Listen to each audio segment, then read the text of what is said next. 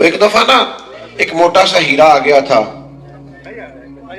مال خزانہ میں، تو بہت سارے لوگ محمود غزنوی سے کہا کرتے تھے کہ تو ایاز سے بڑا پیار کرتا ہے. اس نے کہا کچھ وجہ ہے. موٹا سا ہیرا آ گیا تو محمود غزنوی نے تھوڑی منگوائی، کہا ایک بندے کو بلا. سارے بیٹھے تھے، وہ کہتے تھے ایاز سے اتنا پیار کیوں؟ ایک کو بلایا، بلا کے کہا یہ ہیرا توڑ دو. تو کہنے لگا بادشاہ اتنا قیمتی ہیرا ہے، توڑوا کے کیا ملے گا، رہنے دے، خزانے میں فائدہ ہوگا. تو محمود کہنے لگے اوہو سیانا تو زیادہ پتہ ہی نہیں چلا. ٹھیک ہے تو جا. دوسرے کو بلایا، توڑ دے. کہنے لگا توڑ تو میں دوں گا، پر اس کی چمک دمک روشنی قیمت مجبور کر رہی ہے، توڑا نہ جائے. آپ کہتے ہیں تو توڑ دیتا ہوں. کہا اچھا، پہلے بھی تو میں نے کہا ہی تھا، لیکن تو چمک دمک روشنی دیکھتا رہ گیا. کہا چلو ٹھیک ہے رہنے دو. تیسرا بلایا، اس نے بھی بات سنائی. کئی لوگوں کو کہا پر ہیرا کسی نے توڑا. ایاز کو بلایا، کہا توڑ دے. اس نے منٹ نہیں لگایا، مارا تھوڑا، کئی ٹکڑے کر دیے. تو ایاز کہنے لگے یہ تو نے کیا بیوقوفی کی، اتنا قیمتی ہیرا توڑ دیا. اچھا اس نے یہ نہیں کہا کہ تساں آپ ہی تے آکھے ایسے، یہ نہیں کہا یہ تو نے کیا بیوقوفی. کہنے لگا غلطی ہو گئی، میں بھول گیا تھا، معاف کر دے، ناراض نہ ہونا. کہا یار تو عجیب انسان ہے، تو یہ کیوں نہیں کہتا کہ آپ نے تو کہا تھا. کہا جناب جہاں ادب کرنا ہو وہاں باتیں نہیں کی جاتی، جہاں احترام کرنا ہو وہاں اس طرح کی داستانیں نہیں سنائی جاتی. تو کہا اچھا چل بتا توڑا کیوں بھائی، کیوں توڑا تو نے اتنا قیمتی ہیرا؟ تو نے سوچا نہیں ایک منٹ کے لیے بھی کہ کروڑوں کا ہے، اربوں کا ہے، توڑ دیا. تو ایاز کہنے لگا میں نے زندگی میں طے کیا ہے جو چیز ٹوٹتی ہے ٹوٹ جائے، تیرا حکم نہیں ٹوٹنا چاہیے. یہ میرے ادب کا تقاضا ہے، جو ٹوٹتا ہے ٹوٹ جائے، پر تیرا حکم، میں نے تیرا حکم نہیں توڑنا. جو ہوتا ہے سو ہو جائے. سنو نا یار بات، یہ ابھی میں نے آپ سے کہا نا موبائل رکھ دیں، کسی سے کہا بیٹھ جائیں، کسی سے کہا خاموش ہو جائیں. ہمارے نقیب محفل بھائی نے بھی کہا یہ کبھی کبھی محفل کی ترتیب لگانے کے لیے، دوستوں کو منظم کرنے کے لیے اس طرح کی باتیں کرنی پڑ جاتی. حضور خطبہ جمعہ دے رہے تھے صلی اللہ تعالی علیہ وسلم، تو کچھ لوگ کھڑے ہو گئے. سرکار نے فرمایا بیٹھ جاؤ، نام نہیں لیا، بس بیٹھ جاؤ. ایک ابھی مسجد نبوی کے دروازے میں تھے، ان کے کانوں میں آواز آئی، وہ وہیں بیٹھ گئے. ایک بنو غنم قبیلے میں ابھی اس وہاں تھے، وہاں کانوں میں آواز گئی بیٹھ جاؤ، تو وہ وہیں. زبان حال سے پوچھا جا رہا ہے کہ نہ تمہیں کہا، نہ تمہیں کہا، نہ تمہیں کہا. کہا تو فلاں کو تھا، تم بیٹھ گئے. کہا آپ نے نام تو نہیں نہ لیا، تے سانو کہہ تے سجن دا گہنا ہے، وہ جج رکھے ایسا ہونج رہنا ہے.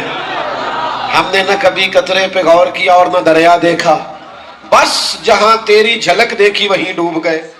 ہمارے ادب کا تقاضا ہے، ادب کا. لوگ کہتے ہیں کہ تم لوگوں کو ادب ہی کراتے رہتے ہو، ہم تعلیمات پہ عمل کرنے کی بات کرتے ہیں. میں نے کہا ہم بھی تعلیمات، ہم سے زیادہ نہیں آپ تعلیمات بیان کر سکتے، لیکن جو ادب نہیں کرے گا وہ تعلیم پہ عمل کیسے کرے گا؟ ادب کرے گا تو تعلیم پہ عمل ہوگا نا. میں بس بات کو تھوڑی دیر میں ختم کرنے لگا ہوں. اب میں آپ سے یہ تو نہیں کہہ سکتا کہ آپ خاموش نہیں ہو رہے، میں نے بارہا عرض کیا ہے. تو اصل میں کچھ سارے لائیو ہوتے ہیں، ڈھیر سارے بندے تو لائیو ہوتے ہیں، اور جو لائیو ہوتے ہیں انہوں نے پھر ساتھ ساتھ کچھ نہ کچھ بیان بھی کرنا ہوتا ہے، تو تقریر میں ایک نئی تقریر شروع ہو جاتی. تو اس لیے میں بس بات سمیٹ دوں گا. میں ویسے بھی اسی وعدے سے آیا تھا کہ میں تھوڑی دیر کے لیے حاضر رہوں گا آپ کے سامنے.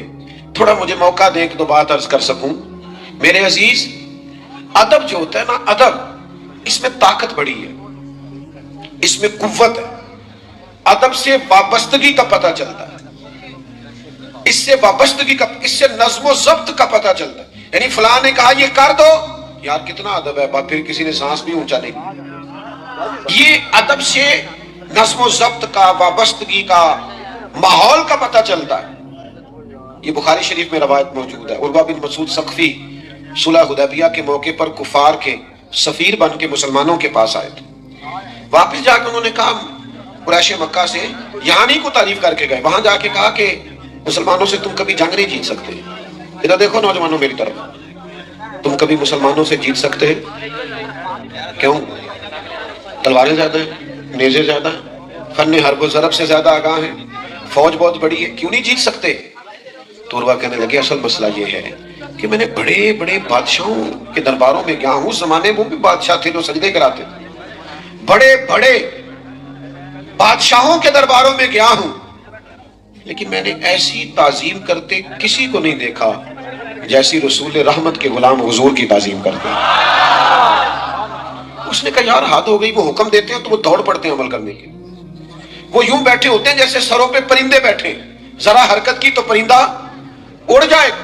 عجیب ان کا ماحول ہے کہ حضور وضو کرتے ہیں تو وجود سے لگا ہوا پانی لینے کے لیے دوڑتے ہیں، اور جس کو پانی نہیں نہ ملتا اور جس کو ملا ہوتا ہے اس کے ہاتھ سے اپنا ہاتھ مس کر لیتا ہے، چلو جنہاں نے دل بر جاندی ڈٹھا ہو اکھیاں ہی تک لیاں، وہ پانی لے لیتا ہے۔ تو کہا جو قوم اپنے نبی سے اتنی وابستہ ہو وہ کبھی محبوب کے دین کا جھنڈا گرنے نہیں دے گی۔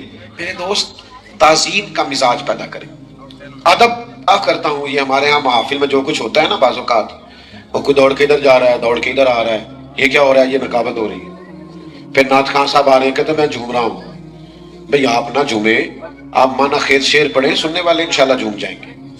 آپ کو ایسا غیر شرعی کام نہ کریں جس سے اندازہ ہو کہ آپ شریعت کے دائرے سے ہی معاذ اللہ نکل رہے ہیں، الا ماشاء۔ تو حضور کا ذکر پاک جو ہے یہ زیادہ ادب مانگتا ہے، ادب، تعظیم۔ ایسے بھی بعض لوگ کہتے ہیں جو کتاب میں لکھا تھا میں نے پڑھ کے سنا دیا۔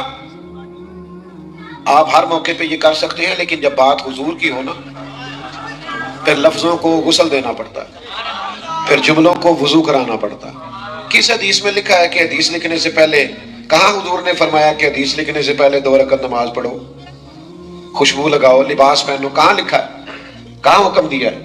لیکن امام بخاری نے جب بھی کوئی حدیث لکھی ہے پہلے 2 رکعت نماز پڑھی، خوشبو لگائی، لباس دھلا ہوا پہنا۔ بھائی جب تک آپ تعظیم نہیں کرتے، تعظیم کو حضور کے ذکر پاک کے لیے جو آداب چاہیے، اعلیٰ حضرت بریلوی کے سامنے نا ایک صاحب شعر لکھ کے لے آئے، کہنے لگے یا رسول اللہ صلی اللہ علیہ وسلم میں آپ کی یاد میں بہت روتا ہوں، تڑپتا ہوں، ساری رات نیند نہیں آتی، اس طرح کے شعر تھے۔ اعلیٰ حضرت فرمانے لگے باقی ساری رات نہیں سوتے آپ؟ کہنے لگا نہیں جی یہ تو شعر ہے۔ تو فرمایا حضور کی بارگاہ میں جھوٹ بولتے معاذ اللہ ثم معاذ۔ سرکار کے حضور سچ کہو، جو کیفیت ہے وہ کہو، اے پائے نظر ہوش میں آ، یہ قوہ نبی ہے، آنکھوں سے بھی چلنا یہاں بے ادبی ہے۔ تو آپ سرکار کے حضور جب حاضر ہوں گے تو کمال ادب سے، کمال احترام سے، حرم کی زمین اور قدم رکھ کے چلنا۔ اور یہ سر کا موقع ہے ہو جانے والا، خوبصورت لب و لہجے میں، خوبصورت انداز میں 2 بھائی کٹھے بیٹھے ہوں، چھوٹا بھائی بڑا بھائی، چھوٹا جو ہے اس کی تعلیم بھی زیادہ ہے، پیسے بھی زیادہ کماتا ہے اور شہرت بھی زیادہ ہے، تو بڑے کی تعلیم بھی کوئی نہیں، پیسے بھی کوئی نہیں، شہرت بھی کوئی نہیں، لیکن دونوں اکٹھے بیٹھے ہوں تو ایک بندہ پوچھ لے تم میں سے بڑا کون ہے؟ تو تعلیم بتانی ہے کہ عمر؟ جلدی بتاؤ یار۔ پیسے بتانے ہیں کہ عمر؟ شہرت بتانی ہے کہ عمر؟ یہی ہوتا ہے بھی بڑا کون ہے؟ وہ کہتا ہے جی یہ میرے بھائی جان بڑے ہیں۔ بڑا خود بھی کہتا ہے جی میں بڑا ہوں، یہ چھوٹا ہے۔ ایسے ہی ہوتا ہے نا، چاہے جتنا مرضی آگے نکل جائے۔ حضور علیہ السلام کے چچا ہیں جناب عباس۔ کسی نے پوچھا آپ بڑے ہیں کہ حضور؟ تو جو پوچھ رہا ہے پتہ اسے بھی ہے کہ نبی پاک امام الانبیاء سید الرسل ہے، اسے پتہ ہے کہ سرکار کا درجہ اور مقام کیا ہے۔ اس نے کہا آپ بڑے ہیں کہ حضور؟ تو یہ ہے حضور کی بارگاہ کا ادب۔ حضرت عباس چچا ہیں پر پھر بھی اس شخص سے فرمانے لگے کیا پوچھا؟ میں بڑا ہوں کہ حضور؟ پتہ تھا عمر پوچھ رہے ہیں۔ کہنے لگے یہ ذرا جواب دیکھنا۔ کہنے لگے بڑے تو حضور ہی ہیں، پیدا پہلے میں ہوا تھا۔ بڑے حضور ہی ہیں، پیدا پہلے۔ تو بھائی آداب کا میں بات سمیٹنے لگا ہوں، اپنے والدین کا ادب کبھی نہ چھوڑنا۔ یاروں کو فون کرتے ہو نا آج روٹی بات کھانی ہے، کبھی کبھی ابا جی کو بھی کرو، ابا جی آج آپ نے میرے بغیر کھانا نہیں کھانا۔ ایک دن فون کرو تو صحیح، اس دن انہیں دوائی نہیں کھانی پڑے گی، ایک دن فون کرو۔ ایک دن اماں کا ادب کرو کہ اماں جی آج میرے بغیر کھانا نہ کھانا، کرو تو صحیح یار۔ اپنے استاد صاحب کے پاس لے کے جاؤ نا تحفہ، اپنے شیخ کا ادب کرو، اپنے بڑے بھائی کا احترام کرو۔ آپ اکرام کرنا شروع کر دیں، سوسائٹی میں خوبصورتی پیدا ہونے لگے، ماحول میں حسن آنے لگے گا۔ ایک لفظ بولا جاتا ہے ادب، اور اس کی ضد ہے بے ادبی۔ اللہ تعالیٰ نے قرآن مجید کے اندر نبی کریم علیہ السلام کا ادب بیان فرمایا۔ یہ جو ادب ہوتا ہے نا، یہ ہمیشہ خوبصورتی پیدا کرتا ہے، یہ ہمیشہ حسن پیدا کرتا ہے۔ ایک بہت مالدار آدمی بڑی مہنگی گاڑی پہ اپنے گاؤں آ رہا تھا اور بڑی ڈگری تھی اس کی، پی ایچ ڈی تھا، بہت بڑی تنخواہ لیتا تھا، بہت مہنگی گاڑی میں تھا۔ اچانک جب وہ اپنے گاؤں کی سڑک پہ پہنچا تو سامنے سے اسے سائیکل پہ آتا ہوا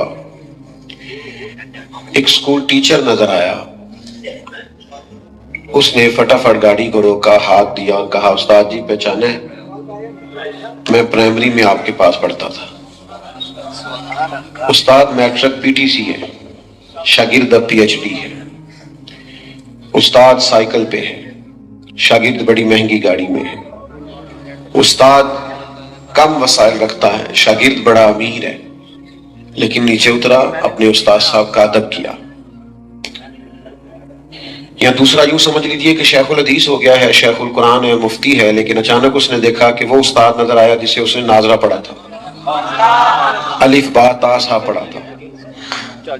تو نیچے اتر گیا گاڑی سے اور اس نے کہا استاد جی مجھے پہچانا، میں وہی ہوں جس نے پرائمری آپ سے پڑھی تھی۔ تو میرا بڑا دل کرتا ہے کہ آپ اس طرح کریں، یہ سائیکل دے دیں، بچہ لے آئے گا، آپ میری گاڑی میں بیٹھے، میں آپ کو خود چھوڑ کے آتا ہوں۔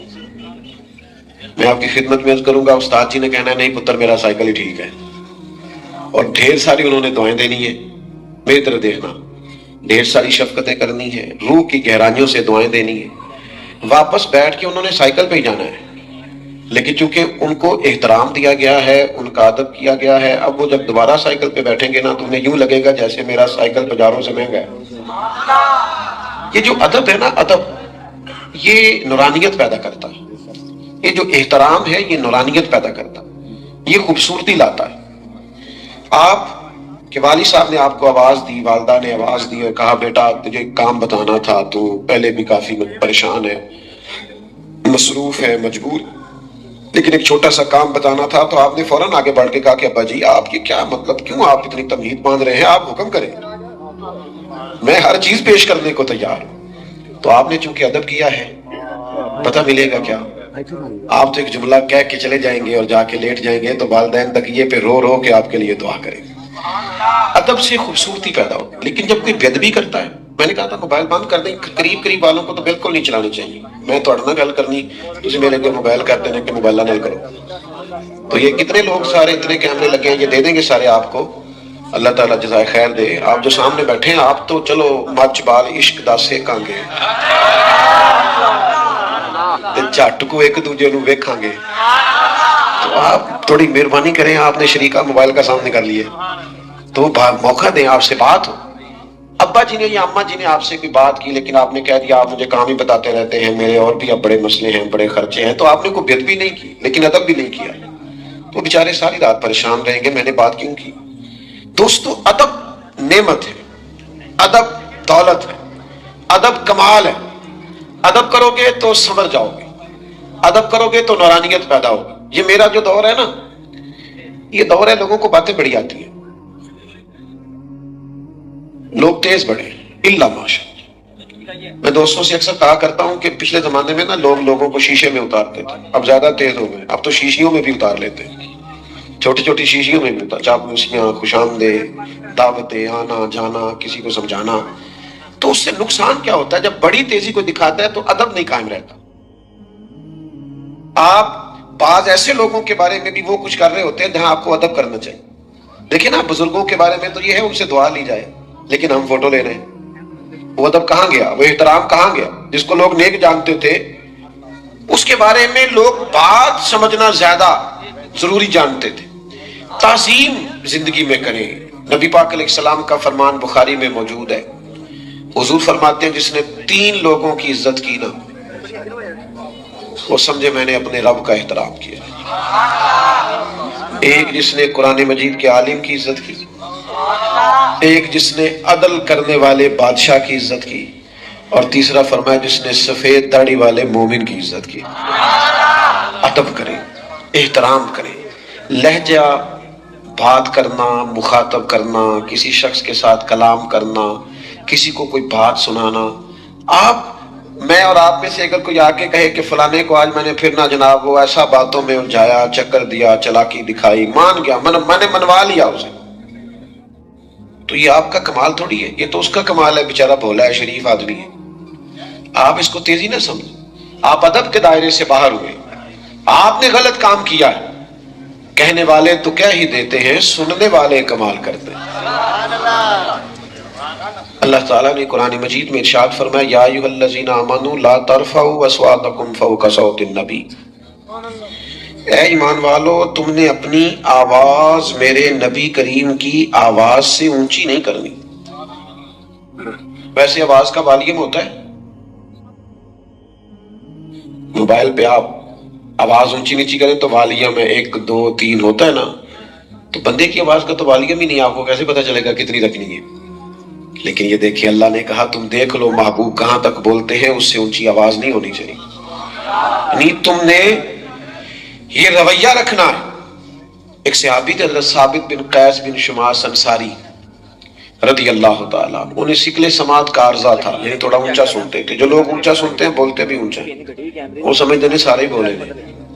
تھوڑا اونچا جو سنتا ہے وہ بولتا بھی ذرا اونچا ہے. تو حضرت ثابت بن قیس تھوڑا نا حضور کوئی بات کرتے تو اونچا بولتے، یا رسول اللہ سمجھ نہیں آئی. تو جب یہ آیت نازل ہوئی نا تو گھر اپنے آپ کو بند کر لیا، رونے لگے، کہنے لگے یہ تو میرے بارے میں آ گئی، میں ہی تو اونچا بولتا تھا. حضور علیہ السلام نے ان کے محلے کے صحابہ سے فرمایا ثابت نظر نہیں آتے. یا رسول اللہ بڑے پریشان ہیں، فرمایا بلا کے لاؤ نا. جب انہیں پیغام گیا نا کہ حضور نے بلایا، یعنی حضور نے بلایا ہے، جے محبوب بلاوے ایک دم پھر سر نو پیر بنائیے، او سر منگے تے سر دے دئیے، تے کدے بھی دیر نہ لائیے، تے یار دا کدے بھی گلا نہ کریے، پاواں سیک دے ہی مر جائیے، سجنا یا تے لائیے ہی نہ، تے جے لائیے تے پھر توڑ نہیں پائیے. دوڑے آئے، قدمین میں حاضر ہوئے. محبوب نے فرمایا اتنا ادب کرتے ہو کہ 3 دن سے رو رہے ہو، کہ کہیں میری وجہ سے تو ایسا نہیں ہو گیا، اتنے مؤدب ہو. فرمایا سنو پھر اللہ تمہیں عزت والی زندگی دے گا، شہادت کی موت دے گا، اور بغیر حساب کے جنت عطا کرے گا. یہ 3 ان کے لیے بشارتیں ہوئی ادب کی برکت سے. جب سے موبائل آیا نا، اختلاف کا ادب بھی ختم ہو گیا، رائے دینے کا ادب بھی ختم ہو گیا. ہر آدمی کے ہاتھ میں سوشل میڈیا ہے. ہم نے وہ کام کرنا ہے جو وائرل ہو، ہر وہ حرکت کرنی ہے جو جس طرح کی مرضی ہو. لیکن آپ یقین کریں جھوٹ بولتے ہیں، جھوٹ اوپر جھوٹ لکھا ہوتا ہے تھم مل پہ، وہ ہوتی نہیں اندر بات.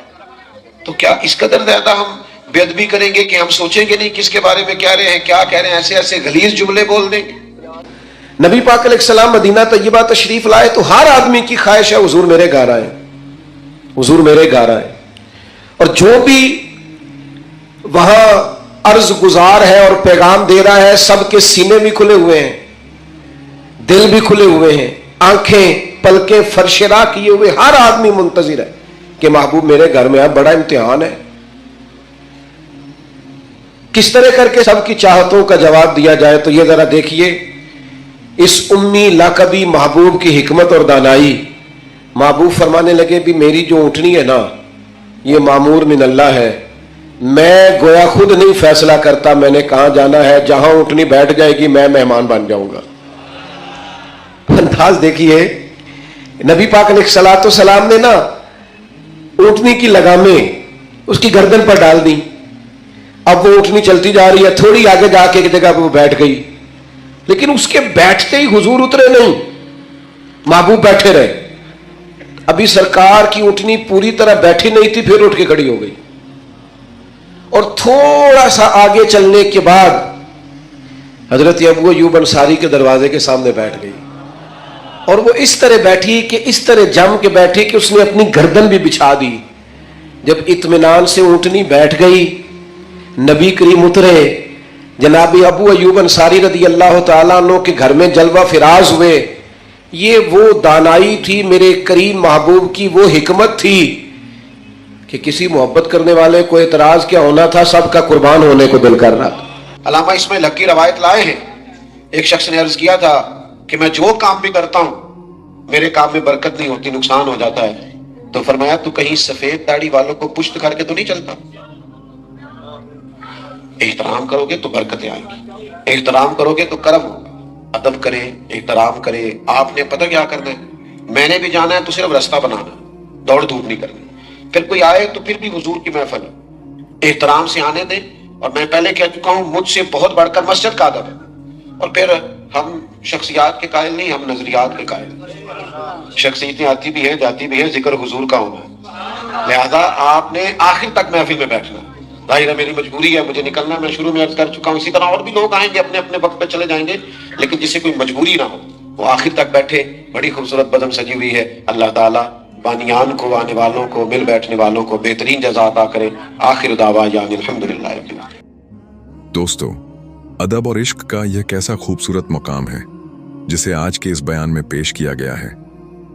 محمود غزنوی اور ایاز کا یہ واقعہ کوئی عام کہانی نہیں ہے، بلکہ یہ صوفی تعلیم اور پیری مریدی کا سب سے بڑا سبق ہے۔ جب بادشاہ نے ایک بہت ہی قیمتی ہیرا توڑ ڈالنے کا حکم دیا تو دربار کے بدھے بدھے عقلمند اور دنیا دار لوگ اس کی چمک اور قیمت دیکھ کر رک گئے۔ انہوں نے بادشاہ کے حکم سے زیادہ اس پتھر کی قیمت کو اہمیت دی، لیکن ایاز نے بنا کچھ سوچے ایک ہی ہتھوڑی میں اس بیش قیمتی ہیرے کو چکنا چور کر دیا۔ جب وجہ پوچھی گئی تو ایاز نے جو جواب دیا وہ آج بھی ہر عاشق کے دل پر لکھا ہے۔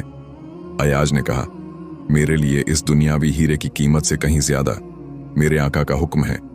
سبحان اللہ۔ دوستو، اصل ادب یہی ہے، جب مرشد یا اللہ اور اس کے رسول صلی اللہ علیہ وسلم کا حکم آ جائے تو پھر اپنی عقل اور دنیا کے نفع نقصان کی پرواہ نہیں کی جاتی۔ آج ہم اپنی زندگی کے قیمتی ہیروں یعنی اپنی دولت، اپنی خواہشوں اور دنیا داری میں اتنے کھو گئے ہیں کہ ہمیں اپنے رب کا حکم یاد ہی نہیں رہا۔ پیر اجمل رضا قادری صاحب کے اس رلا دینے والے بیان نے ہمیں حقیقت کا آئینہ دکھایا ہے۔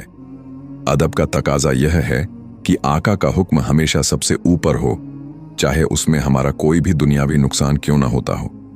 کیا آج ہم بھی اپنے دلوں میں ایاز جیسا ادب اور ایسی ہی فرمانبرداری پیدا کرنے کا عہد کرتے ہیں؟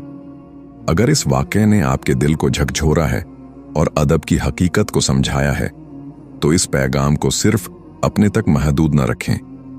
ہو سکتا ہے آپ کے ایک شعر سے کسی اور کے دل میں بھی ادب اور عشق بیدار ہو جائے۔ اسے صدقہ جاریہ سمجھ کر اپنے دوستوں اور عزیزوں کے ساتھ ضرور شیئر کریں۔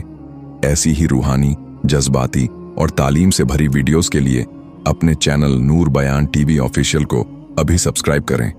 اپنی دعاؤں میں ہمیں یاد رکھیں اور کمنٹ باکس میں اپنے عشق کا اظہار کرتے ہوئے پورے ادب کے ساتھ سبحان اللہ ضرور لکھیں۔ جزاک اللہ خیر۔